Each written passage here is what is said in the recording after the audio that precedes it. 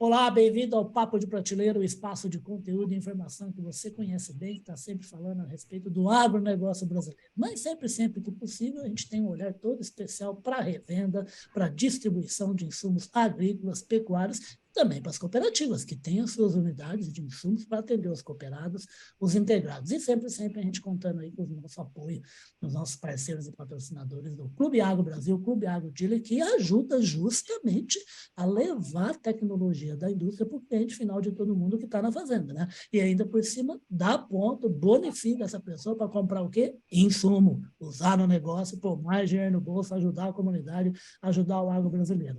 E como eu falei, a gente tem sempre que a gente pode um destaque especial para distribuição, para revenda. Por quê? Porque é assim que começou o Papo de Prateleira. A prateleira, quem criou o nome, criou pensando naquela prateleira de revenda.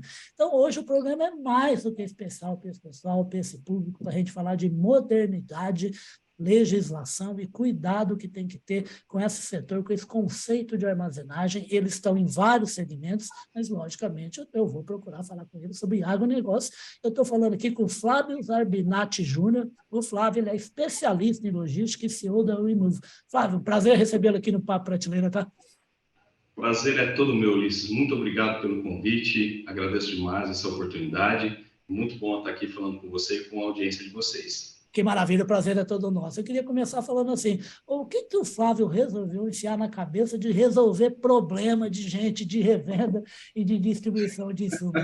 Como é que nasceu isso? Como Legal. é que rola isso hoje? Legal, boa. Eu preciso dar um passo um pouco para trás aqui para Dá falar um o pouco da passo minha que você quiser, meu história. amigo. Boa. Ulisses, eu vim principalmente de uma multinacional espanhola e o nosso negócio sempre foi logística de armazenamento, né? Tá.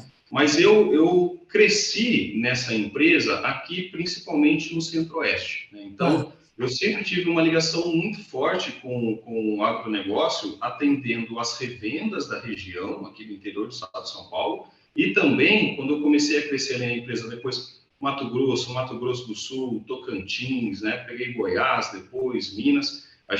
Eu atendia muito o pessoal das operações logísticas e também das indústrias, né? Tá. Por exemplo, a Bravo Logística era uma das pontas que eu atendia de 2013 até 2018, 2019. Então, isso me trouxe um bom relacionamento com o agro, né? Principalmente eles me apresentaram muitas indústrias, né, também, e também as revendas, né, as distribuidoras e as cooperativas aqui da região. Então, a gente começou, e o que a gente fazia lá, ali na intralogística? A gente desenvolvia os projetos de sistemas de armazenamento e movimentação dos materiais. Então, Tá. a gente teve que, ali, com o passar do tempo, comecei ali com 28 anos, mais ou menos, que eu tinha, a gente começou a desenvolver projetos para esse segmento, principalmente aqui na nossa região. Rapaz, então, na verdade, você foi conhecendo e aprendendo, né? E o que é que Exato. você percebeu nessa jornada que você destacou, que significa desafio, significa problema que o cara que trata de armazenagem, aqui eu estou, lógico, de novo, puxando aqui para o lado do negócio, o que mais atormenta esse cara que você precisa e que você ajuda esse cara a resolver o problema? Legal, Ulisses, é assim, ó, quando a gente vai pensar num armazém para insumo agrícola, né, Ah, a gente tem que pensar na parte logística que todos os outros segmentos possuem. Então, por exemplo, a gente tem que pensar em toda a movimentação do material, do fluxo do material ali dentro, mas a gente tem também uma parte muito importante que são as especificidades do agronegócio, né? Então, além das especificidades da movimentação desse material ali dentro, a gente tem normas também, né? Tem regulamentações que a gente precisa seguir. Eu tenho já das estantes, por exemplo, num projeto convencional que eu tenho que seguir, que é NBR 15524, mas eu também tenho outras legislações, né? Eu tenho outras normas também que eu preciso obedecer, né? Para fazer, por exemplo, um projeto, né? Então, que é para uma norma que regulamenta agrotóxicos e afins. Então, eu preciso conhecer essas normas para eu conseguir aplicar ali no projeto. E tem alguns pontos que chamam bastante atenção, né?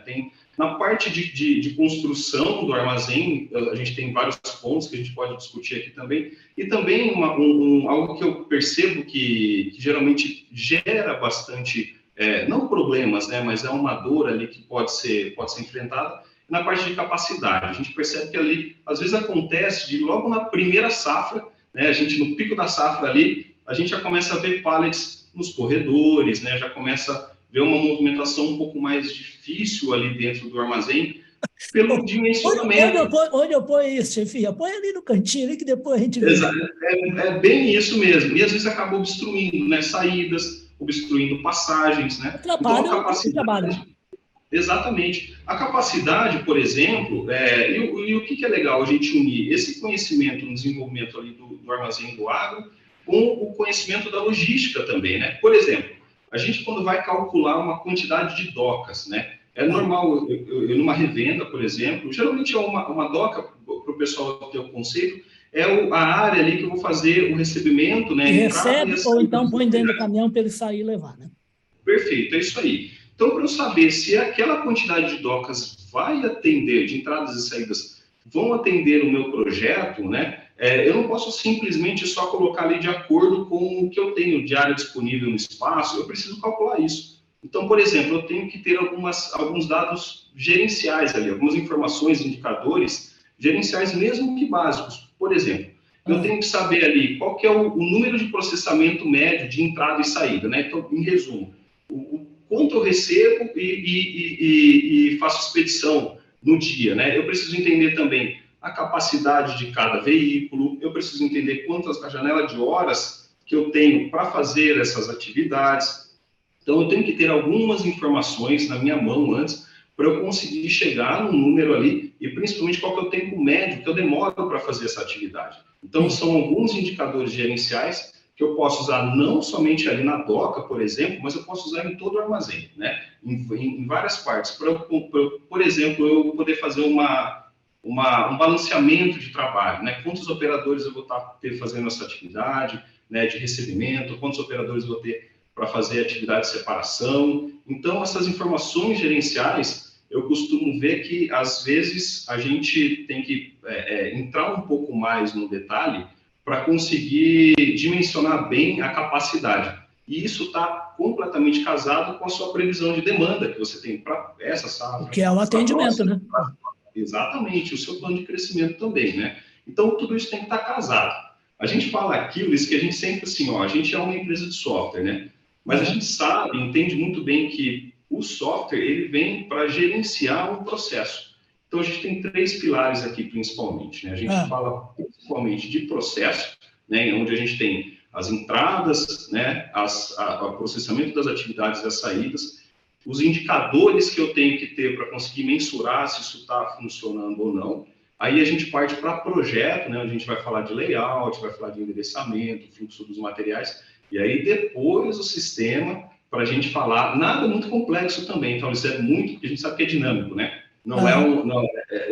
A gente tem uma janela pequena de tempo para fazer implantação, né? A gente tem que ser rápido nesse segmento, né? Então, a gente pensa sempre nesses 3 pilares: processo, projeto e também depois o sistema para fazer o gerenciamento desse processo aí. Tá? Ô, Flávio, eu queria emendar 2 coisinhas numa pergunta só. Uma, sempre que a gente fala do agronegócio, mas aí eu estou falando do produtor, seja isso menos na agricultura, mas muito mais na pecuária, a gente fala de um país que é muito complexo, que você tem gente absolutamente tecnológica exportando para o mundo, por exemplo, carne bovina, por exemplo, e a gente tem gente que não tem nem pasto, nem comida direito para o boi, para a vaca dele comer, e é a atividade econômica do cara, né?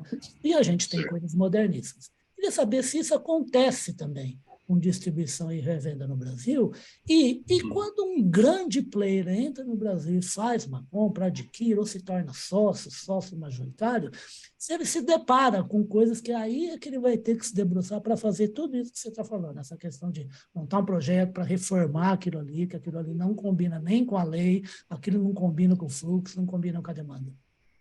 Ulisses, olha, excelente pergunta. Eu comecei a atender as revendas de distribuidores há um pouco mais de uns 13 anos mais ou menos, tá? E eu peguei uma fase ali muito bacana, que foi uma fase de modernização dos armazéns, de verticalização, né? O seu público, principalmente, eles vão lembrar disso. A gente era muito comum, eu ir em armazéns, Ulisses, e ter, por exemplo, pé direito baixo, de 4 metros, 5 metros. Eu ter um piso irregular, era muito comum também, baixa iluminação, armazéns muito pequenos. as lojas, nos últimos 10 anos, elas modernizaram muito. Tá? Elas tiveram uma... qual que era o meu convencimento lá atrás que eu tinha que ter com uma revenda, por exemplo? Né? Eu tinha que convencer, por exemplo, que uma verticalização, um simples estante, um simples porta-pallets, ao invés de você descarregar, carregar e descarregar os insumos, né, manualmente, você tem um equipamento de movimentação, uma empilhadeira.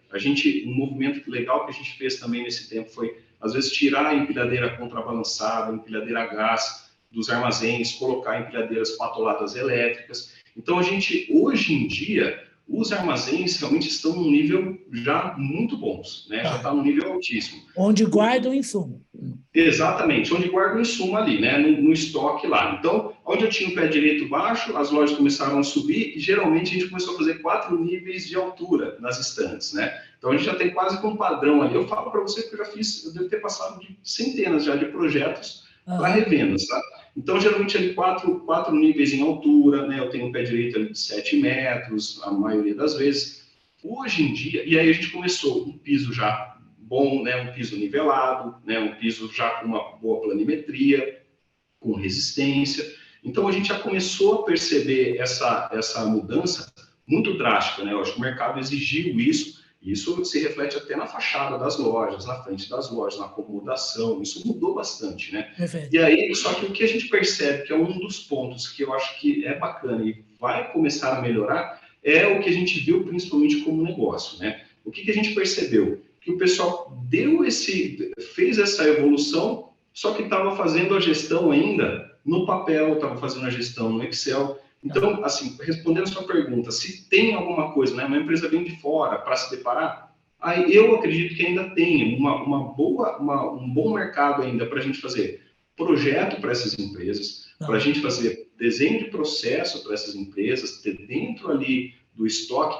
Sabe por quê, Ulisses? Porque um estoque hoje de uma revenda, ela funciona como um mini centro de distribuição, né? Então, só para a gente entender o conceito do estoque aqui, é onde eu vou regular as entradas, né, e as saídas e a demanda, né? Então, o que eu vou receber, geralmente ele não está casado com a minha saída. Então, o estoque que eu tenho lá básico, que é um estoque regulador, é onde eu faço essa equalização, é onde eu regulo esse fluxo, ok? Então, o que a gente faz? Hoje, a gente percebe que, nesse ponto, a importância de você ter um bom estoque lá realmente é crucial para o seu negócio, para você ter o produto lá na hora que você precisa. Para entregar na hora que o cara precisa. Exatamente, que o seu cliente precisa. Reduzir o nível de transferências entre as filiais também é importante, porque você vai reduzir os seus custos também de movimentação. Não, você sabe que você estava respondendo, me lembrou de uma coisa, rapaz. Eu conheci umas lojas, e você certamente conhece lojas, que não tem nem linho de produto de insumo nenhum na loja. A loja parece um escritório de um banco de Hong Kong ali na Faria Lima, em São Paulo. Aí eu perguntei para o camarada, mas como é que você faz? Não sei o que. Ele falou assim, para mim é vital ter CD, ter centro de distribuição mais próximo do núcleo dos meus clientes, né? Então, remete de novo, a lojinha pode estar tecnológica, sem um saquinho de nada, mas tem um lugar que está guardado que ele vai vender para o produtor, né? Perfeito, perfeito. Isso faz muito parte da estratégia de distribuição da empresa, né? Então, tem algumas empresas que ela tem como estratégia ela ter o estoque ali na ponta, né, em todas as unidades dela, para ela conseguir fazer essa distribuição. Mas o que a gente nota no mercado é que isso pode ser misto, né? Então, por exemplo, tem algumas regiões, né, micro-regiões, que eu posso ter ali um escritório, funciona toda a minha parte comercial, mas eu tenho um suporte aqui, um centro de distribuição próximo, que às vezes nem é um centro de distribuição, às vezes é uma filial ali que a gente chama de centro de distribuição, que ela consegue fazer o abastecimento dos clientes, né? Naquele raio para aqueles clientes, né? E às vezes pode sair até de um grande centro, um centro de distribuição maior, um pouco mais distante também. Mas isso faz parte da estratégia de... Faz parte do gerenciamento, né? Exatamente, isso é a forma com que a gente consegue, a empresa vai fazer a distribuição dela naquela região que ela atua, tá? Isso é bastante comum também. É verdade, essas outras vertentes que tem, que ainda se mantém, que você está falando, que para a mesma pessoa eu perguntei e falei assim, rapaz, Você sabe que para entrar aqui nessa sua revenda, até eu fiquei olhando se eu não tinha alguma terra aqui no meu pé, no meu sapato, se eu não ia sujar alguma coisa aqui. Os caras não pensam assim também, não, muito produtor. Ele falou assim, vixe, você não sabe como, rapaz. Eu preciso ter muita sensibilidade para atender ele, que é para ele não ter medo de entrar num lugar se por acaso ele for uma pessoa simples que acabou de sair do trabalho. Isto é, acabou de sair da roça, né? O Brasilzão é grandão, né, Flávio? Isso eu acho, Luiz, que são dois pontos, né? E é um ponto bastante delicado. Esse vendedor falou tudo, tem que ter a sensibilidade do atendimento principal. Mas eu vejo esse movimento com bons olhos, porque eu acho que o agro, no momento que ele está, com a evolução que ele está, ele merece isso, entende? Então, ele merece uma boa loja, com um bom atendimento, com uma boa fachada, né? E a gente traz isso muito aqui, trazendo um pouco aqui para a gente, na nossa entrega. O que acontece? Quando a gente pensa que a gente está trabalhando, né? A gente fala do B2B principalmente, quando a gente está trabalhando, a gente, a experiência que a gente tenta trazer ou quer levar para o cliente é a mesma que ele tem, por exemplo, na pessoa física dele, né? Então, quando ele está trabalhando, sim, às vezes está com um sapato com terra, está vestido da forma como ele está trabalhando, só que na vida dele tem outras experiências também, entende? Então, por exemplo, a gente fala isso muito na entrega, né? E olha só que legal, uma das coisas que a gente não percebeu ainda que o mercado conseguiu entregar por exemplo, Luiz, você vai lá e compra um celular num marketplace qualquer loja que você compra hoje lá, você pega um celular de R$1.000, de R$1.500, você tem toda uma experiência de compra assistida. Além de assistida, você recebe lá uma mensagem, seu produto foi separado, seu produto saiu daqui, você acompanha ele, todo o trajeto dele O meu filho adora fazer isso, ele me manda mensagem. Aí você vai lá e compra, por exemplo, R$500 mil de produto e às vezes você não tem essa mesma experiência. O que eu estou querendo dizer e fazer uma comparação com as novas lojas Analogia, eu acho que o nível de atendimento precisa melhorar, mesmo que seja de empresa para empresa, independente do segmento, o nível de atendimento, eu estou vendo com bons olhos esse cuidado que as lojas estão tendo hoje para fazer os projetos dele. Eu gosto bastante. Para mim, eu fico contente com essa evolução, viu, Luiz? Mas realmente, esse ponto que você abriu aí realmente faz bastante sentido. Apesar que, para vocês saberem também, que às vezes esse camarada está entrando lá, porque acabou de sair da roça, ele está com o pé sujo de barro que ele estava trabalhando, às vezes esse cara está produzindo... Eu estou aqui em Campinas e tem Valinhos. Tem gente aqui que tem 1 hectare, produz figo e vende para a França, para a Dinamarca. Exatamente. Ele é um empresário rural. É isso. Ele tem outras experiências, né? Então, são clientes que já estão acostumados. Eu não vejo que vai ser uma barreira, não. Eu acho também que... tanto é que é um movimento que quase todas as revendas que eu vejo hoje, as lojas novas, os projetos, poxa, é muito bonito. São lojas muito bonitas. Eu acho que... Eu gosto muito desse movimento que está tendo. E aí a gente leva lá para o armazém, Luiz. Claro. O armazém também, as preocupações que a gente tem hoje com o armazém. A gente desenvolveu aqui um projeto recentemente para uma revenda do interior aqui do estado de São Paulo, Luiz. A loja é linda, a loja é muito bonita que eles estão fazendo.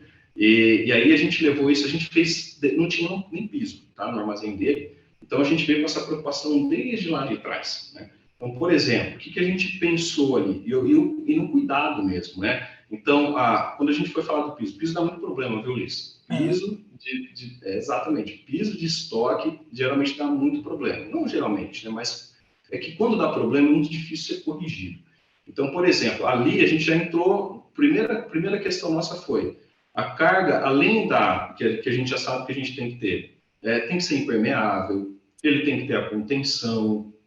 A gente tem também, além dessas preocupações, a preocupação da carga distribuída por metro quadrado. Claro. Mas ali no ponto, por exemplo, a gente já está falando de armazém de 10 metros de altura. Né? Então, a gente já começou a subir níveis de pallets, né? Começou a verticalizar mais para conseguir fazer uma maior capacidade de armazenamento no menor espaço. Então, ali a gente já teve que se preocupar, por exemplo, na carga pontual, né, o esforço na laje pontual das estantes, o esforço pontual da empilhadeira, né, porque tem essa interação entre piso e empilhadeira.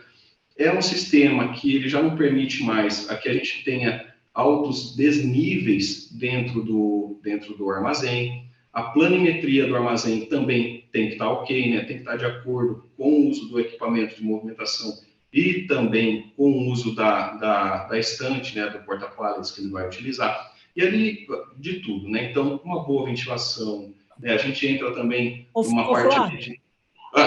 Deixa eu te falar uma coisa, cara, que vai acabar o tempo aqui. Vai, com o coração partido, nós temos 1 minuto do Zoom aqui, mas é com o coração partido que eu também faço. Então, eu quero que você volte mais vezes ao Papo de Prateleira e iniciar na sua agenda aí, para você vai ser um curador do Papo de Prateleira, do que uma organização tem que fazer. Você topa? Lógico que eu topo. Deixa eu só te pedir uma coisa. Fale. Eu estava ali no... Eu estava só na... Onde que eu estava ali? Peraí, voltando. Você estava falando a respeito das estruturas cada vez maiores. As estruturas, então, exigências de peso. Nivelamento do piso. Isso, agora nivelamento do piso. E aí eu acho que para encerrar, falar que tem todo o conceito. Tem 1 minuto, né? 1 minuto. 1 minuto, né? Então, beleza. Então, não, vamos fazer o seguinte, eu vou te chamar mais vezes. Gente, vocês viram essa conversa maravilhosa que esse homem, essa energia, esse conhecimento de como deve ser a distribuição não é do futuro, é do presente. É gente que precisa ir atrás do Imove para ter bons projetos, se você for reformar algum lugar que armazena ou se você for abrir um novo armazém. Precisa de muita informação, não é para sair construindo, não. Super obrigado pela presença, tá, Flávio? Até a próxima. Eu que agradeço. Agradeço demais, Elisa. Agradeço demais pela conversa. Um grande abraço, gente. Tchau, tchau. Até a próxima, Flávio. Tchau, pessoal. Até a próxima.